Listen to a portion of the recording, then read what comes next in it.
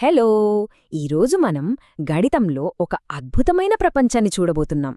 అదే సంకీర్ణ సంఖ్యలు. మనం రోజూ వాడే ఆ నంబర్ లైన్ ఉంది కదా, దానికి అవతల ఒక కొత్త ప్రపంచముంది. పదండి ఆ ప్రపంచంలోకి ఒక చిన్న ప్రయాణం చేద్దాం. స్క్రీన్ మీద కనిపిస్తున్న ఈ చిత్రాన్ని చూడండి. ఎంత అందంగా, ఎంత సంక్లిష్టంగా ఉందో కదా! ఇది ఎవరో గొప్ప ఆర్టిస్ట్ గీసింది కాదు. ఒక చిన్న, సింపుల్ మ్యాథ్ ఈక్వేషన్తో తయారైంది. దీన్నే మ్యాండెల్ బ్రోట్ సెట్ అంటారు. దీని వెనుకున్న రహస్యం మనకు తెలిసిన నంబర్ లైన్ మీద లేని కొన్ని ప్రత్యేకమైన సంఖ్యల్లో దాగి ఉంది. మరి ఈ సంఖ్యలు మన మామూలు నంబర్ లైన్ మీద లేకపోతే మరి ఎక్కడుంటాయి? ఈ ప్రశ్నకు సమాధానం తెలియాలంటే కొన్ని వందల ఏళ్లుగా గణితవేత్తలను తికమకపెట్టిన ఒక సమస్య దగ్గరికి వెళ్ళాలి. సరే, అసలు సమస్యేంటో చూద్దాం. గణితవేత్తలు వాళ్ల లెక్కలు చేసుకుంటున్నప్పుడు ఒక పెద్ద అడ్డంకినెదుర్కొన్నారు. వాళ్ల వాస్తవ సంఖ్యల ప్రపంచంలో ఏదో ఒక ఖాళీ, ఒక లోపమున్నట్టు గమనించారన్నమాట. ఆ సమస్యే ఇది. -1కి స్క్వేర్ రూట్ ఏంటి? ఒక్క క్షణం ఆలోచించండి. మనం స్కూల్లో ఏం నేర్చుకున్నాం? ఏ సంఖ్యనైనా దాంతో దాన్నే గుణిస్తే పాజిటివ్ నంబరొస్తుంది. 2 2 4. అలాగే -2 × -2 కూడా +4. అంటే ఒక నెగటివ్ నంబర్కి స్క్వేర్ రూట్ ఉండదు కదా? అసాధ్యం. వందల ఏళ్లపాటు ఇది ఒక ముగింపులేని సమస్య. వాస్తవ సంఖ్యలను వాడుతూ ఈ లెక్కను చేయడం కుదరలేదు. మీ క్యాల్కులేటర్లో టైప్ చేసి చూసినా సరే అది ఎర్రర్ అనే చూపిస్తుంది. ఇక్కడతో కథ ముగిసినట్టే అనిపించింది. అయితే ఇక్కడే గణితంలో ఉన్న ఒక గొప్ప విషయం బయటపడుతుంది. ఎక్కడైనా ఇలాంటి ఖాళీలు లేదా సమస్యలొస్తే గణితం వాటిని పూరించడానికి కొత్త ఐడియాలను కనిపెడుతుంది. తనని తాను విస్తరించుకుంటుంది. ఈ సమస్యను పరిష్కరించడానికి కూడా ఒక కొత్త రకం సంఖ్య అవసరమని వాళ్లకు అర్థమైంది. ఆ సమస్యకు వాళ్లు కనుగొన్న పరిష్కారం చాలా సింపుల్ కానీ చాలా పవర్ఫుల్. అదే ఐ అనే ఒక ఊహాజనిత యూనిట్ని సృష్టించడం. సో వాళ్ళు ఏం చేశారంటే, సరే -1కి స్క్వేర్ రూట్ ఉందని ఊహించుకుందాం, దానికి ఐ అని పేరు పెడదాం అని అనుకున్నారు. దీనివల్ల ఒకే ఒక్క కొత్త చాలా ముఖ్యమైన రూలొచ్చింది. అదేంటంటే I² = -1. ఈ ఒక్క రూల్ అంతా మార్చేసింది. ఈ కొత్త రూలు ఎంత పవర్ఫుల్లో చూడండి. ఉదాహరణకు -49కి స్క్వేర్ రూట్ కనుక్కుందాం. దీన్ని మనం √49 × √-1గా విడదీయచ్చు. √49 అంటే మనకు తెలుసు 7. మరి √-1?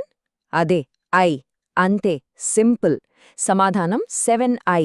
చూసారా, సమస్య సాల్వ్ అయిపోయింది. ఈ చిన్న ఆవిష్కరణ ఒక సరికొత్త రకం సంఖ్యలకు దారితీసింది. అవే సంకీర్ణ సంఖ్యలు. దీనికి 2 భాగాలుంటాయి.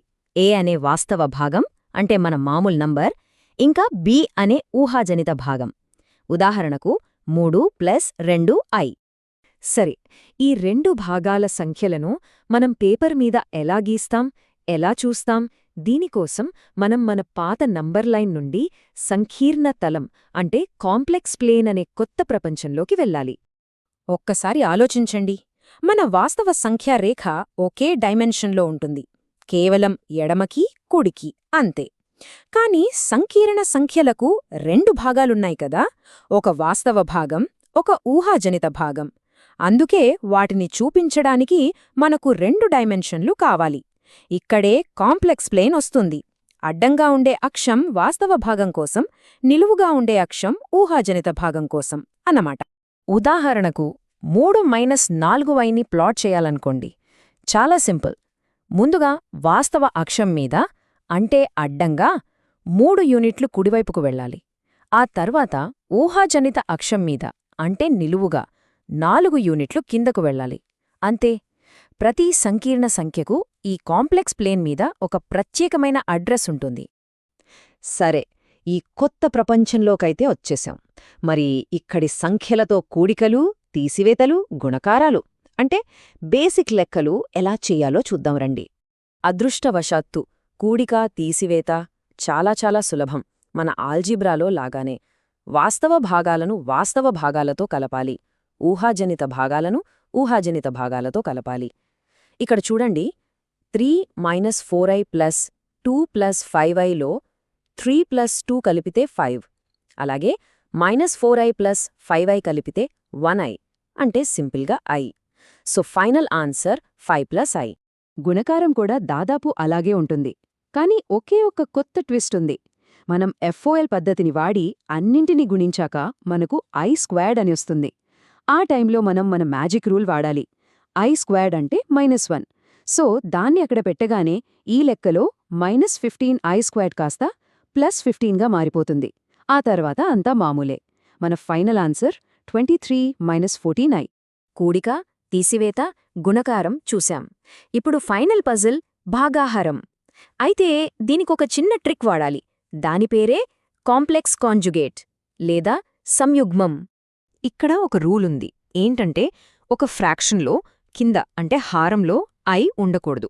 ఇది మ్యాథ్స్లో ఒక స్టాండర్డ్ రూల్. మరి దాన్ని ఎలా తొలగించాలి? ఒక మార్గం కావాలి కదా.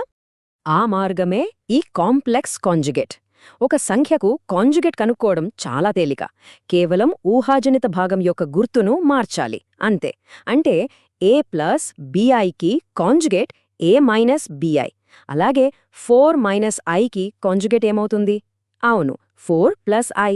ఇక్కడే అసలు ట్రిక్ ఉంది.